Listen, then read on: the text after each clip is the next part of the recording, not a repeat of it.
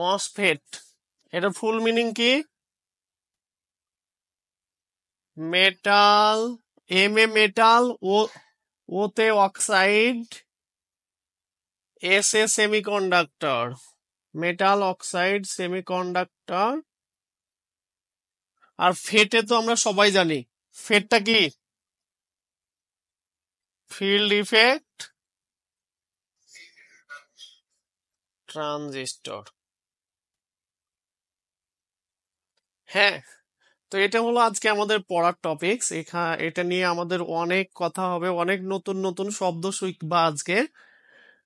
তো এটার নামকরণ থেকেই বোঝা যাচ্ছে যে এটা আসলে কি আমাদের চাচ্ছে যে আমাদের একটা অক্সাইড থাকবে।